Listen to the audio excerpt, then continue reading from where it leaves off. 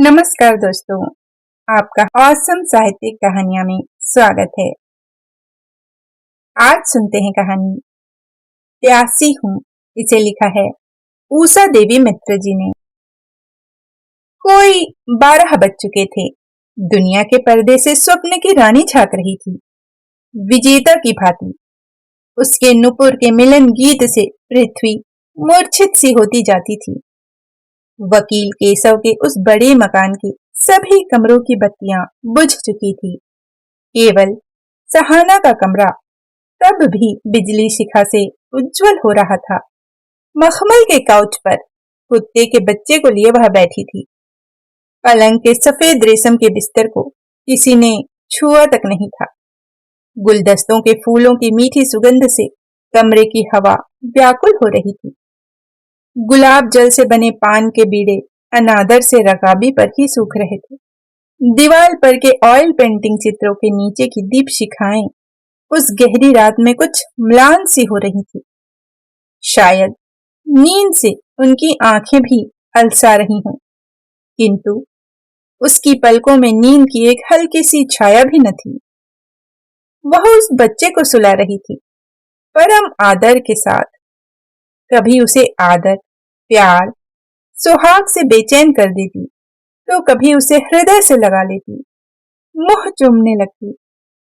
वह भूल बैठी थी पति के अस्तित्व को, जो कि कुछ ही दूर आराम कुर्सी पर अध लेटे हुए नारी हृदय की ममता की प्यास को, मातृत्व की बुभुक्षा को अपलक नेत्रों से देख रहा था।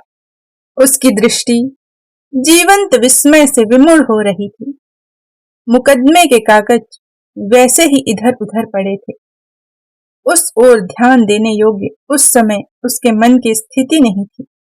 आज अचानक नहीं, परंतु कई दिनों से केशव शायद अपनी भूल कुछ कुछ समझ रहा था। एक अनजान दर्द, एक अपरिचित प्रभाव से वह कभी बेचैन हो जाता। चेष्टा करने पर भी उसकी समझ में बात नहीं आती कि वह व्यथा, वह अभाव किस लिए और क्यों है। वह अनजान सा बना रहता। पत्नी का दीर्घ श्वास, कुत्ते के प्रति उसकी वह लालयी दृष्टि केशव के अंतर के किसी गोपनीय अंश में आघात कर बैठी। जूही की झाड़ी आंखों के सामने से हट गई। मोती जैसे फूल बिखर गए। गत दिवस के वे रंगीले दृश्य चलचित्र के समान सामने अड़ गए, जहां की एक नारी रूप गंधपूर्ण अपने सुगठित यौवन की मदिरा भरे कलश को लेकर उसी के पैर तले बैठी वर्षों विनिंद्र रजनी बिता दिया करती थी। नारी रूप उपासक के पैरों में अपने श्रेष्ठ मातृत्व तक को न्यौछावर करने में जिसने विचार तक नहीं किया था। पति की तुष्टि के लिए जिसके नयन प्रत्येक रोम सदा खुशी की वर्षा किया करते थे। नूतनत्व विहीन संपूर्ण लुटी हुई नारी वह यही है। बाहरी जगत के तीव्र आकर्षण करोड़ों कामों में पिसकर जिसे आज बासी माला की तरह दूर फेंक देना पड़ा है, वह दूसरी नहीं, यही है, यही है, यही है, जिसे कि आज इस विलासिता के अंदर तपस्विनी गौरी की तरह जागते ही रात बितानी पड़ रही है। कुत्तों और बिल्ली के बच्चों को लेकर मां की प्यास।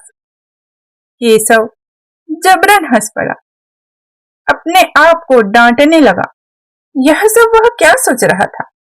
वह आश्चर्य में था कि ऐसे विचार उसके मन में उठे ही क्यों। उस हंसी से सहाना चौंक गई। अभी सोओगे? बत्ती बुझा दूं क्या? नहीं नहीं, अभी कागज देखना है।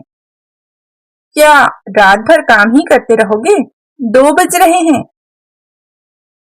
किंतु अभी तक तो तुम्हारे खेल को देख रहा था। बुढ़ापे में कुत्तों के पिल्लों से खेलते तुम्हें शर्म नहीं आती? लोग क्या कहेंगे? सहाना ने सहमी हुई आंखें उठाई। उसकी मां मर गई है।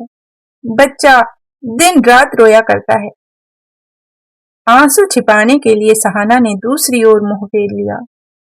एक दिन मरना तो सबको है, फिर कुत्ते बिल्ली के लिए यदि सभी आंसू बहा दोगी तो मेरे लिए बचेगा क्या? तुम फिर वही बातें करते हो। उसने अभिमान से मुंह फेर लिया। बहुत दिनों के बाद पति के मुंह से उसी भूले से परिहास को सुनकर वह विस्मित हो रही थी। गत प्रेम के दिनों का जीवन ही कितना था।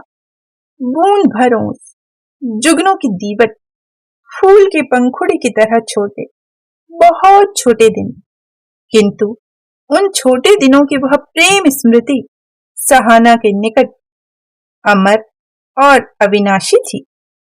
बहुत दिनों के बाद उसने धीरे से कहा, मैं उन बातों को भूला नहीं हूं सहाना, किंतु मैं कभी आश्चर्य करता हूं, सोचता रहता हूं कि जिस अंतर में कभी दिन रात प्रेम प्यार की पुकार उठा करती थी, आज चेष्टा करने पर भी क्यों नहीं उठती।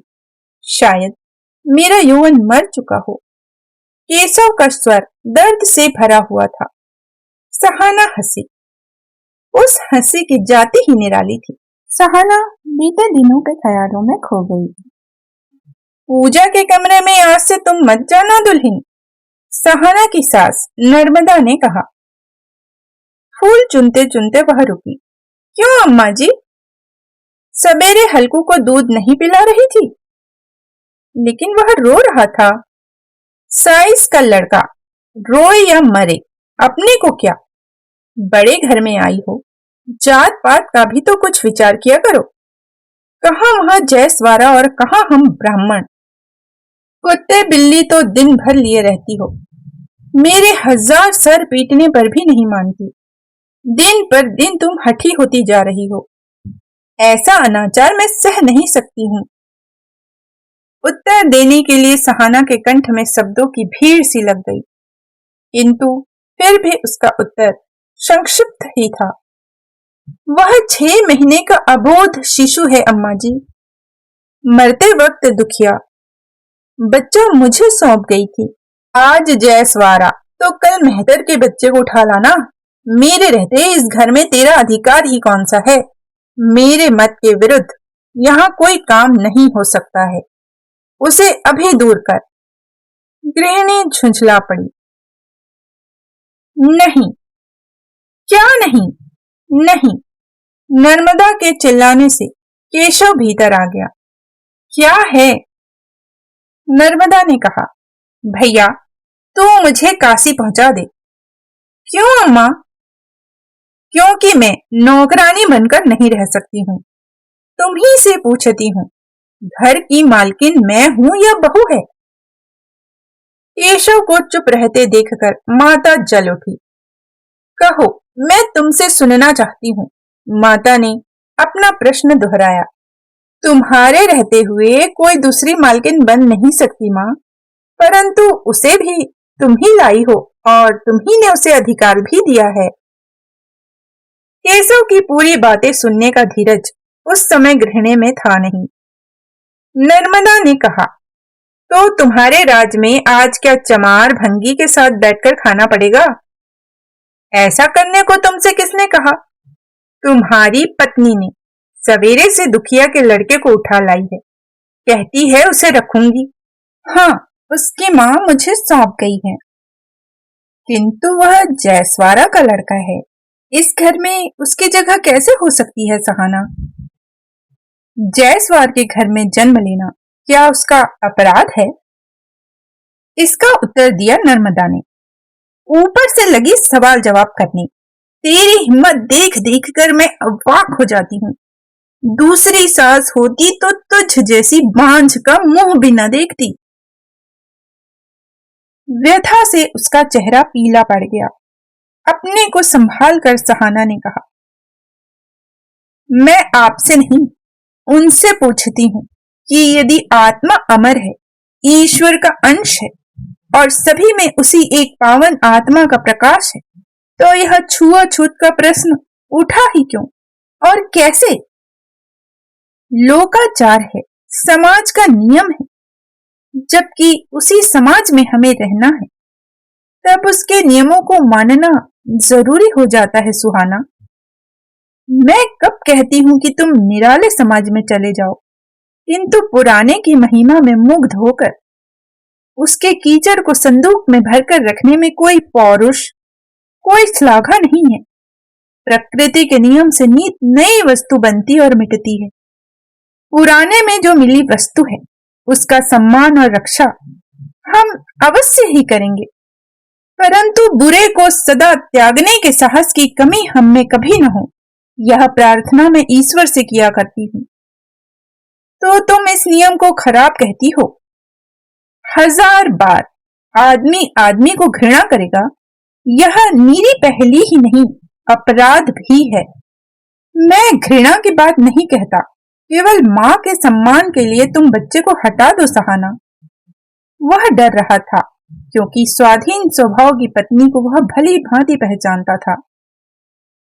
नहीं, कुछ देर सोचने के बाद उसने कहा, नहीं, यह असंभव है।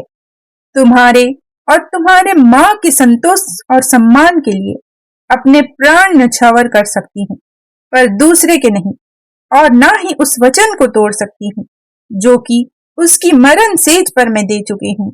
सहाना, आज इस जीवन के अंत में तुम मुझसे क्या सुनना, क्या कहना चाहती हो?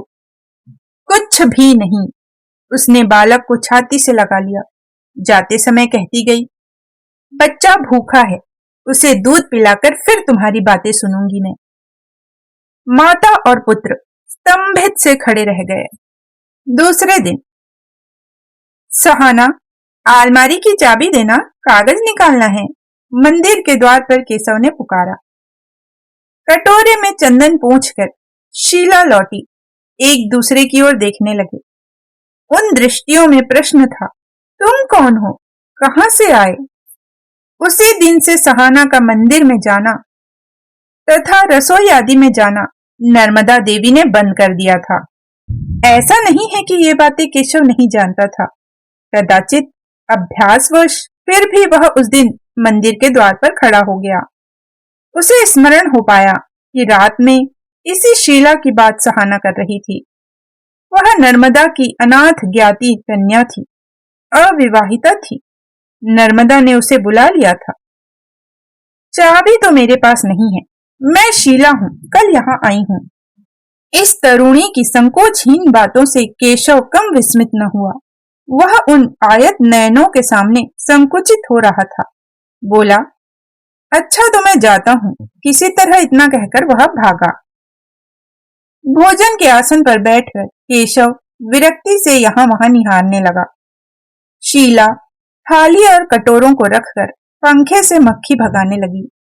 रसोई ब्राह्मण बनाता था, किंतु भोजन के समय सहाना सामने बैठती थी। 2-4 तरकारियां भी पति के लिए अपने हाथ से बनाया करती थी, परंतु हल्कू के आने के बाद से गृहिणी उसे दूर रखकर स्वयं उन कामों को कर लिया करती थी, और आज उन्होंने शीला को अपना स्थान सौंप दिया था। केशव, करेले कैसे बने हैं? माता सामने आकर खड़ी हो गई।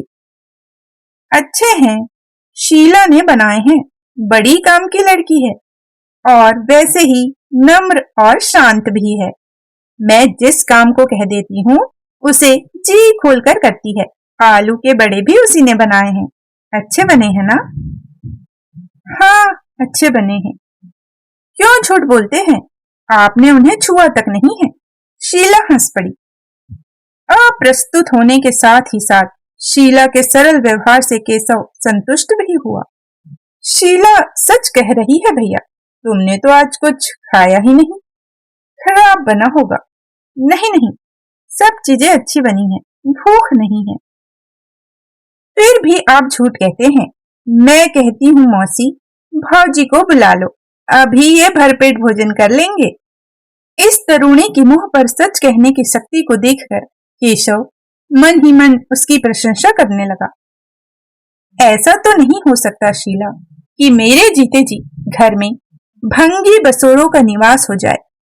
बहू घर की लक्ष्मी कहलाती है, वही यदि अनाचार करने लगे तो उस घर की भलाई कब तक हो सकती है? एक तो इस वंश का ही नाश होने बैठा है, एक बच्चा तक नहीं हुआ। वंश रक्षा करना एक जरूरी बात है, किंतु कोई सुनता ही नहीं। मुझे तो ऐसा लगता है कि अपने हाथों अपना सर पीट लूं। एक अनजान के सामने इन सब बातों की अवतारणा से केशव चिढ़ रहा था। फिर भी उसने हंसकर कहा, तो अपना सर पीट कर ही देख लो। क्या दांत निकालते हो भैया, मेरा तो जी जला जाता है। उसी की बात सब कुछ हो गई और मेरी बात को कोई पूछता तक नहीं। ऐसा तो नहीं है माँ, फिर तो ब्याह क्यों नहीं करता? विवाहित हूं माँ, इससे क्या हुआ? वंश रक्षा के लिए लोग जाने कितने विवाह करते हैं, किंतु इधर तो उसने सौगंध रखा दी है। माँ की सौगंध को कौन मानता है? उसने मुझसे कभी कुछ नहीं कहा है माँ। तुम्हारा यह विचार गलत है। उसका मत छोटा नहीं है माँ, वह तुम्हारे विरुद्ध कभी कुछ नहीं कहती। अरे मैं सब जानती हूँ, आज वही तो तेरे लिए सब कुछ है। एक दिन वह था जबकि इस बुढ़िया के बिना तेरा दिन कटना मुश्किल था। तेरी आंखों के सामने वह तेरी ही माँ का अपमान करे, एक जैसवारे के लड़के को घर में रखे, दिन भर गोद में लिए रहे और तू औरतों जैसा देखता रहे। धिक्कार है तेरी ऐसी जिंदगी पर। केशव आसन पर से उठ पड़ा। तुमने ऐसा क्यों कहा मौसी?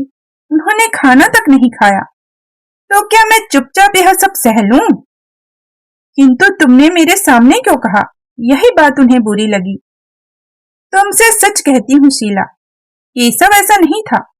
बहू ने उस पर जादू किया है। इस बार शीला अपनी हंसी न रोक सकी और वह हंसते हंसते लौटने लगी। तू हंसती क्यों है? इसमें हंसने की कौन सी बात है? तुम तो अंधेर करती हो मौसी। भला जादू भी कोई चीज होती है? फिर भौजी के लिए तो ऐसे विचार भी नहीं उठ सकते। उनकी बातचीत की रीति, उनकी शिक्षा ही निराले ढंग की है। वे तो हजारों में एक स्त्री है। तू भी ऐसा कहती है शीला? मैं तुझे अपना समझे हुए थी। मेरा तो भाग्य ही ऐसा है। शीला नर्मदा के गले से लिपट गई। अरे मौसी, नाराज हो गई? मल्लार रागिनी का आलाप लिए वर्षा तब पृथ्वी के सिरहाने उतर आई थी। घर द्वार तरु पल्लवों में उसके पैरों की हरियाली छाप पड़ने लग गई थी। उस हरियाली ने बूढ़े बट के नीरस हृदय तक को सजीवता के साथ ही साथ रसपूर्ण भी कर दिया था। वर्षा की इस अलसाई हुई संध्या ने केशव के निद्रालु चित्त में नवीनता का मोहक मंत्र फूंक दिया। वह धीरे धीरे सहाना के कमरे की ओर बढ़ा। बहुत दिनों बाद द्वार को और पीठ किए वह आईने के सामने खड़ी बालों को संवार रही थी। बालों के गुच्छे कमर पर लहरा रहे थे। साड़ी का आंचल जमीन पर लौट रहा था।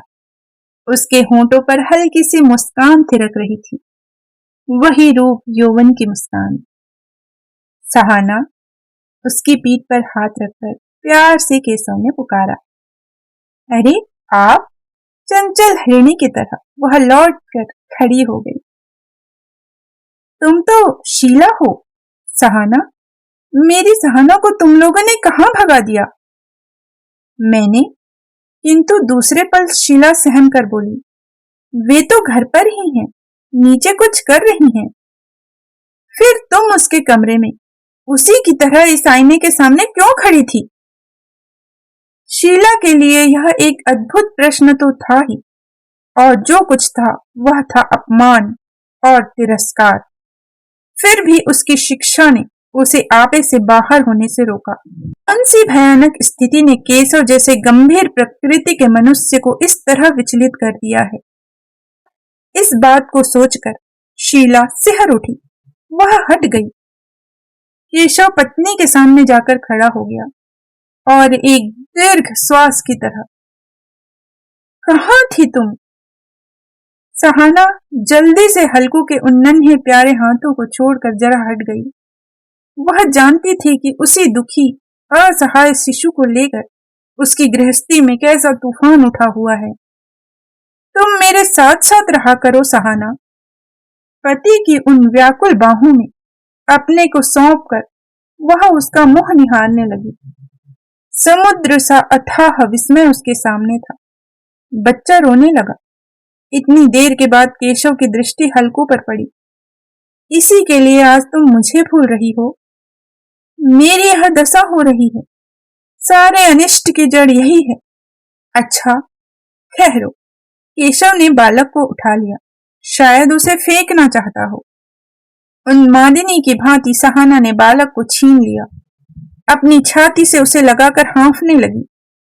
उसे दे दो सहाना, वरना आज मुझे कठोर बर्ताव करना पड़ेगा। नहीं नहीं, मेरे बच्चे का खून मत करो।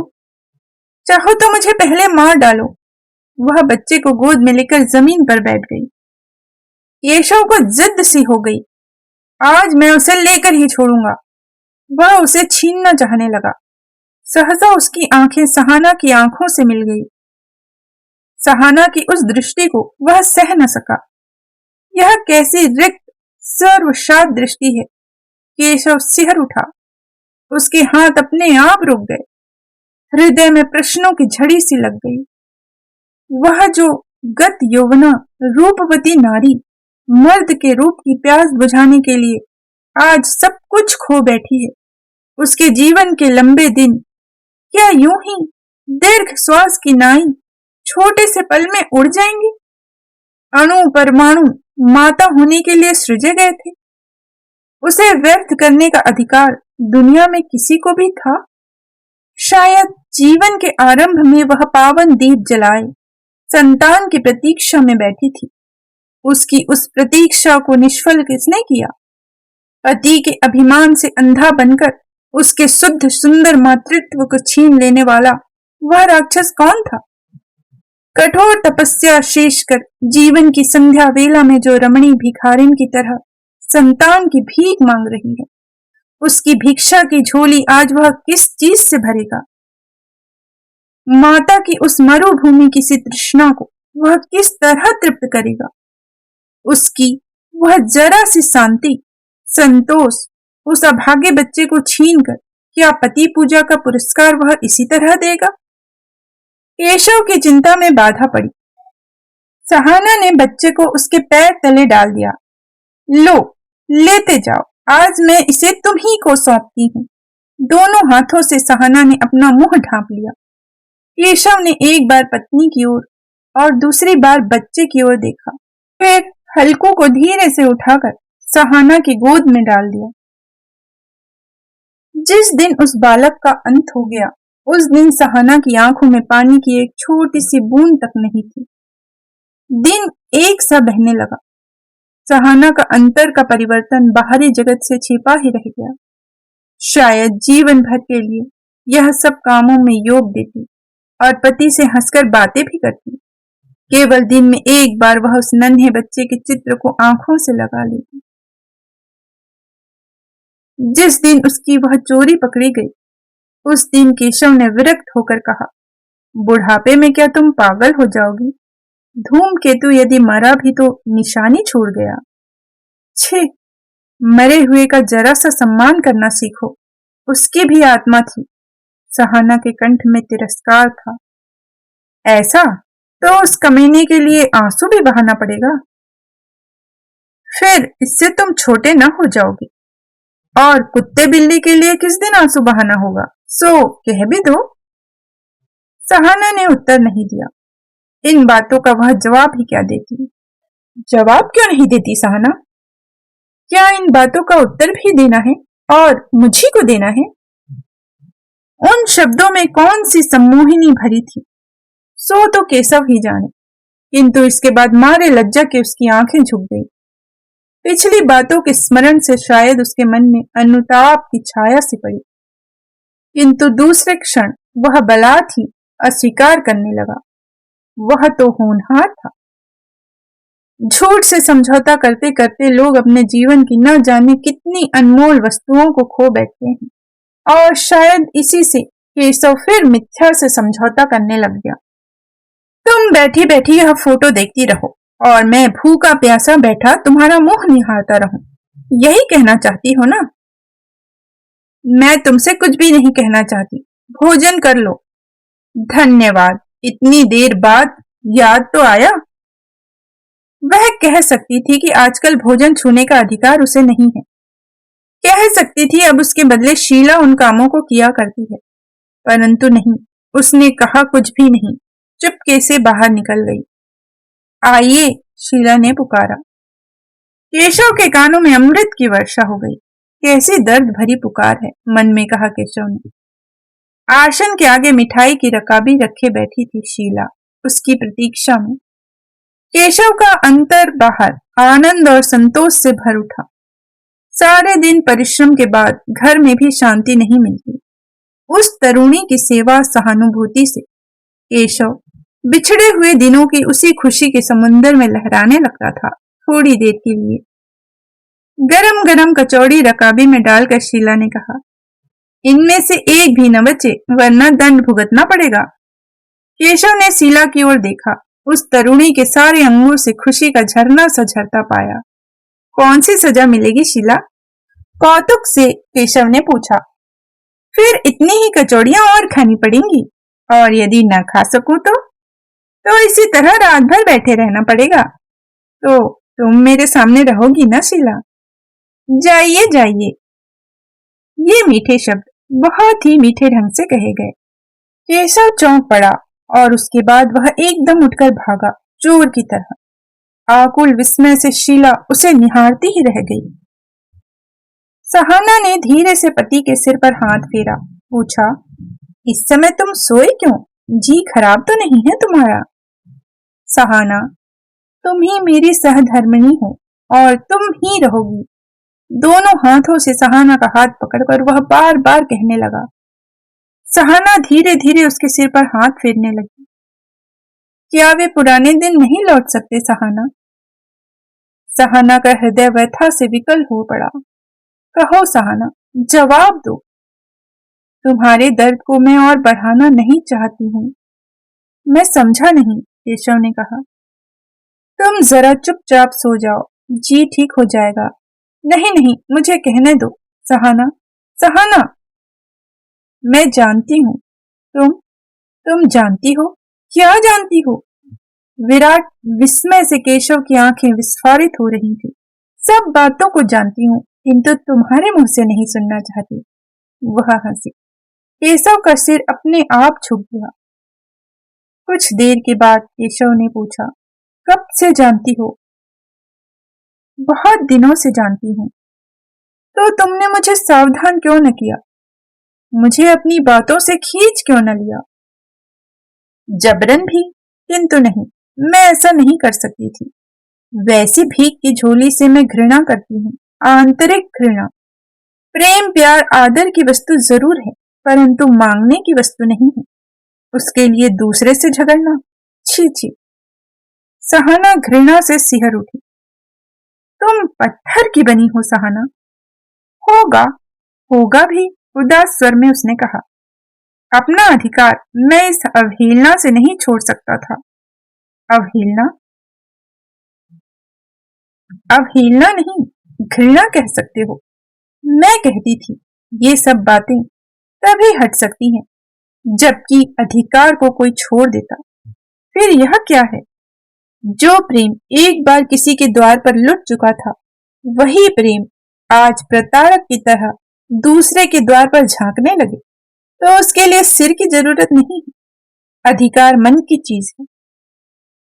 प्रेम के उसको छीन लेने की शक्ति विधाता को भी नहीं है। फिर हम तो आदमी ठहरे। सहाना उठी। अब मैं जाती हूँ, काम पड़ा है। काम करते करते शिशु कंठ के मीठे गीत से अनमनी सी सहाना द्वार पर आके खड़ी हो गई। गीत गा गाकर नन्हे नन्हे बच्चे देश के लिए भीख मांग रहे थे। सहाना पलकहीन नेत्रों से उन्हें देख रही थी। माता जी, एक ने पुकारा। इन झोलियों में कुछ डाल दो माता जी, दूसरा बोला। सहाना ने एक सुंदर शिशु को गले से लगा लिया, बोली, क्या कहा भैया, फिर से कहना। इन झोलियों में कुछ डाल दीजिए। नहीं नहीं, उसी तरह फिर पुकारो, माता जी, और छोटे शब्दों में, माँ। फिर पुकारो, माँ माँ। वह कान लगाकर सुनने लगी। माँ माँ।